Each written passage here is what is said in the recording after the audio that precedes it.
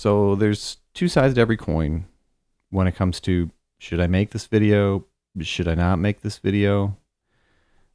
And what I mean is that the person who originated this whole kerfuffle in the internet has had to carry a lot of water because people took what they said out of context, has had to even take a step back now from the internet because of how big this has gotten. I think a lot of people appropriated this message, screenshotted the original tweet, just the top part here, and used it to broadcast an idea that may not have been what was meant.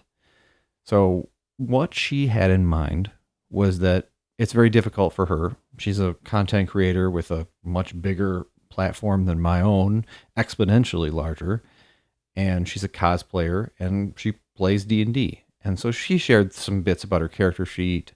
She shared things about her gameplay, and there's been neckbeardy people that have given her some really hot tips about how she could have, a much more optimized character. Why are you playing it that way?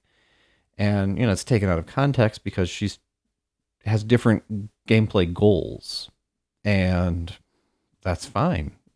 That's it's totally cool to play RPGs with a different focus in mind. And one of those focuses can be playing flawed heroes.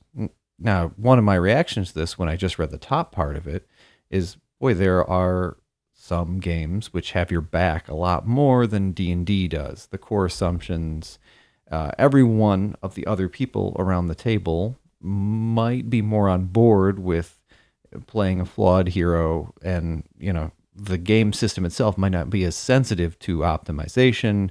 The game system may not have so many things hard coded as challenges. There's that phrase challenge rating even, and encounter level. These are parts of D&D which are deeply embedded in the system. And there are other games, Powered by the Apocalypse games, where you narrate what you're doing and it happens. And even failure is not a particularly common thing as far as the way the dice feedback. Whereas, if you make a fighter with low strength and low dexterity in D&D 5th edition, your character is going to fail at most of the die rolls they're going to make. And some of the other people at the table may have showed up to try and defeat challenges. The GM might be trying to present a matter-of-fact world, and it might be a little bit in conflict with the GM's desire to just have it be the way it's going to be. Because, there's a popular notion nowadays that it's almost the game master's responsibility to catch characters and players as when they fall, and to avoid character death unless it's deeply meaningful. And of course, other game masters might be thinking that this is a challenge-based game. I'm going to present really robust obstacles that are within the hero's ability to overcome them, but it's going to be up to the player's wits and good luck. And that sensation of success is maybe one of the goals that I want to provide. It's one of the fulfillments that I'm trying to offer as a game master. And if someone is in a vacuum coming in with a character that's kind of misaligned with that idea, an elf girl with no hit points, and some point there's going to be a 10 die 6 fireball, and maybe I'm going to roll it in the open, and it's meant for the very optimized fighter. Jay is playing an optimized fighter, and I rolled a 10 die 6, and then I notice that the elf girl with no HP is inside the radius. Now, I didn't mean to do that, but this is going to have accidents are going to happen, and the verisimilitude is either going to fall out, or there's going to be a sensation of playing favorites. There's going to be a feeling of asymmetry about what's being presented in the fiction, and it could be really deeply problematic if the group doesn't have a common understanding.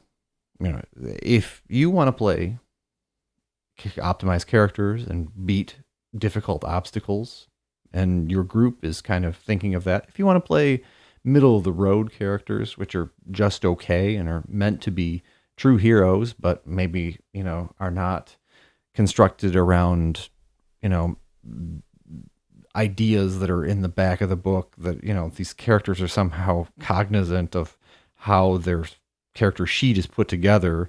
And so, oh, I'm very optimized. Look at me. I'm walking through this world because I somehow have read the book. I'm a Bob the Paladin and I know exactly how my feats work. And I've got my plan for all the way up to level 20. I got my career plan. So, some people like that. And that's really a default culture of play in Pathfinder First Edition for a long while. It was the central culture of play. You go to Pathfinder Facebook groups, as recent as 2017, 2018, and that's really the vast majority of the conversations and the threads will end up being about what's the best build. And, so that if you show up to play Pathfinder and you don't have the benefit of a session 0, then you might work off that thought that, everybody's trying to beat the challenges the best they can. And everybody, maybe you might think that your fellow players are trying to beat the challenges to the best of their ability, make the best character within their concept, within their idea as they can to realize it and succeed with the most ferocity. That was something which people were very focused on for a time when it came to 3.x D&D. And maybe to a lesser extent, that culture of play persists with 5th edition, at least for some folks. But not everybody. And you really, you should have these conversations. And that's the thing that happened, is that she's speaking to how difficult it is for her to share anything about her game, where things work, where everybody's on the same page, or everybody has come to an accommodation about, playing flawed characters, which may not be or just playing characters that just aren't perfect. And she just wants to show people how she plays D&D. Yeah, because it informs a lot of her cosplay. And when you're a creator, when you're a content creator, and your brand is often yourself, which hopefully I'll get there someday myself. Sometimes you just show what you're doing. And it's sort of toxic if people just constantly neckbeard about it back at you. And, people appropriated the top part of her original tweet and just screenshotted just the top part, to kind of validate the idea of making deeply flawed characters. And also, when I pointed out that there's other RPGs, or that, this may not be on the same page as other people in your group, people say, like, it's the GM's responsibility to fix all this and to accommodate all these different priorities that their players may show up with. And I think, the GM's, as a GM, I like to have fun too. I like to kind of have a cohesive idea of what this particular game and campaign that I'm trying to create, the world that I'm trying to embody, or the authorial vision or guiding hand that I see myself as embodying. I try to stick to one sort of set of priorities when I'm GMing. And so I'm not a razzle-dazzler. I'm not trying to serve every single player at the table. I want to come to a consensus with my fellow players about what our goals are at the start, rather than try and get every single different goal shoved into the space of a single campaign. And that got exhausting for her because, people were appropriating it. Instead of about frustration with sharing, it became about how bad characters are cool. And don't you sass me about how bad characters are cool. And, possibly even, I've heard from some folks when I commented on the screenshot reshares, I heard from some folks about how, no, this is totally valid. Like anybody can show up with the worst character imaginable, and it's the game master's job to fix it.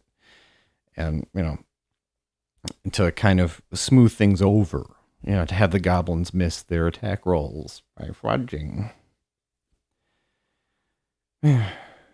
That wasn't what she meant, but that's what people used those screenshot reshares to support.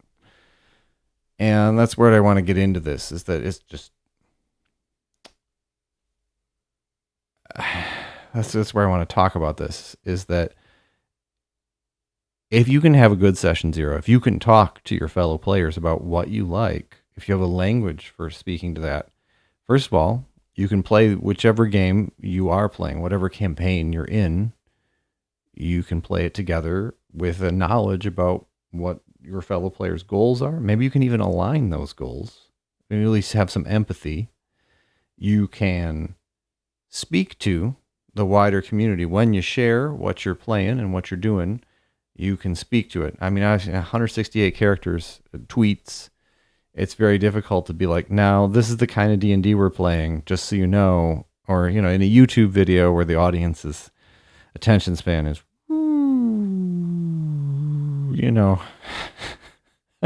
not the greatest.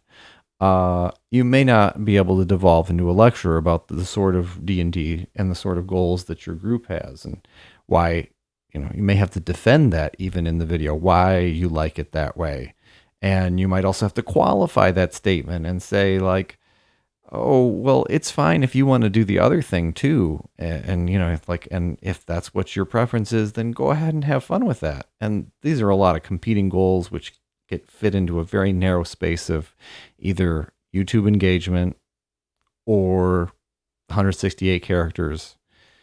And then at the end of the day, how much is left to actually speak to the message. And so that's kind of what I want to do here, is at the tail end of this video, talk about some RPGs where the elf girl with no HP is totally at home, where the game has her back, where people reading the player's handbook and getting ready to go to session zero, and possibly, new people showing up to a game who didn't have the benefit of session zero because they're joining a campaign late. What sort of games are there out there that, if you want to just focus on the character, if you want to just focus on the fiction of what's happening and not, engage with the metagame concept of making the very best character. And this is not derogatory when I say metagame. I just mean that, are you role playing? Do you want to just embody a character in the world, or do you want to try and beat the game, or exceed expectations? Whatever those expectations are probably coming from someplace outside of the fiction or the story. Like, we are going to beat this adventure so good. Where did that expectation come from? I mean, Bilbo doesn't know whether he's going to die as a troll snack or not, for example. Okay, so what are those other RPGs?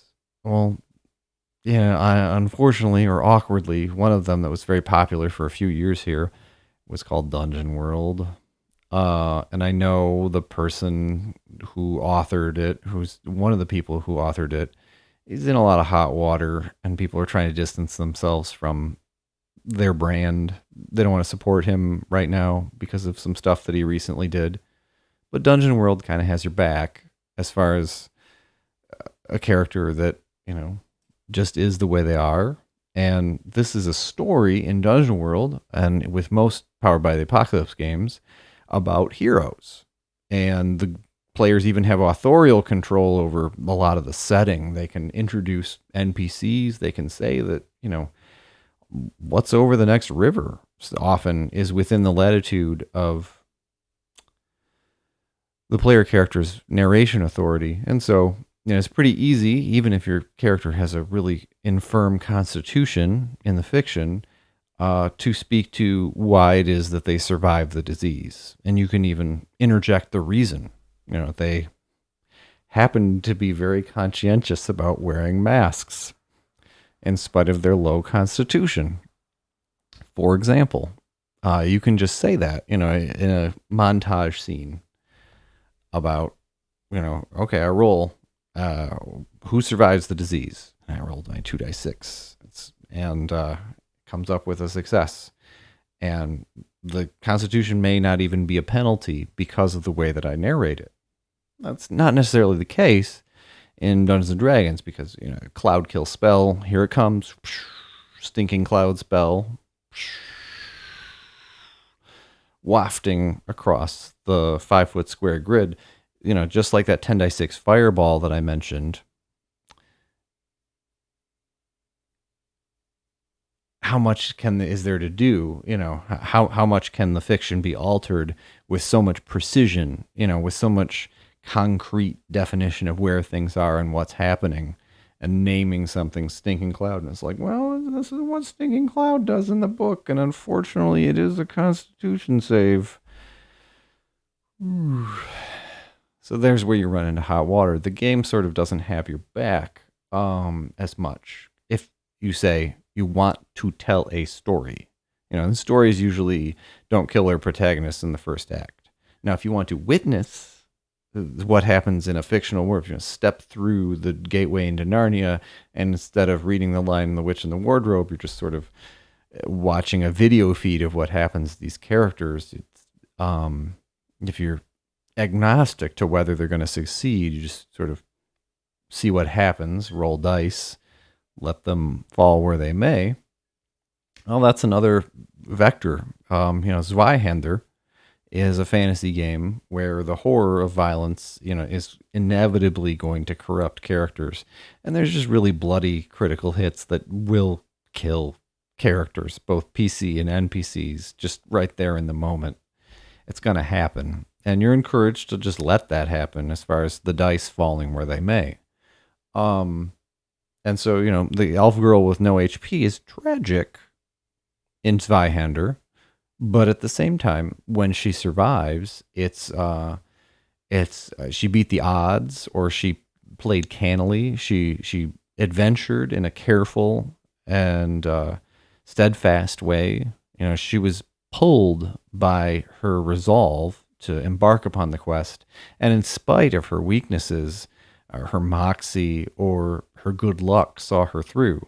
And there was always that intense, looming feeling of dread. That's a matter-of-fact sort of gameplay, where you don't know when it's going to end, but the thematic component of the dread, of the horror, is super strong. So Zweihander has your back, when it comes to, I want to play an elf girl with shitty spells and no HP, for example. So there are lots of other fantasy games where a party of adventurers goes around the world together to doing some sort of quest or common goal, which may be altruistic, but is definitely, causes them to journey into dangerous places and explore abandoned or otherwise, perhaps very high population density monster, environments, otherwise known as dungeons. These games, they see the characters into the same places. The genre is very similar as far as what's going on in the fiction, but the fourth wall, beyond the fourth wall, what is the game saying to the people reading the player's handbook? What is the culture of play teaching them? What did they learn from their grandpa about how D&D is? And yeah, D&D really is that old. And like it or not, the weight of the culture of play, the assumptions of the people who came before us, who taught the people who are teaching us now, is a huge part of every RPG, or at least the ones that have a really kind of continuous focus. Of course, 7th C, 1st edition to 2nd edition, a whole nother matter. So I sat down to make this video with as few cuts as possible, and this is like maybe my third take. I really wanted to make this very honest and, acknowledge how difficult it is for her in this situation, because her message was appropriated in a way that she didn't intend. I wanted to make some light of this into something useful. I've already taken my melatonin for bedtime, and I'm going to upload this, and I'll see what y'all think of it. I will not tolerate in the comments anyone using this video or my channel as a platform for, hot takes about her or anything of that like. I'd like to talk about the idea that some RPGs have your back, some don't, and that appropriating someone's small ideas out of context is really difficult for those of us who are, trying to work to share a lot and create common locuses of conversation. So when you take just one thing that we said, it does get hard.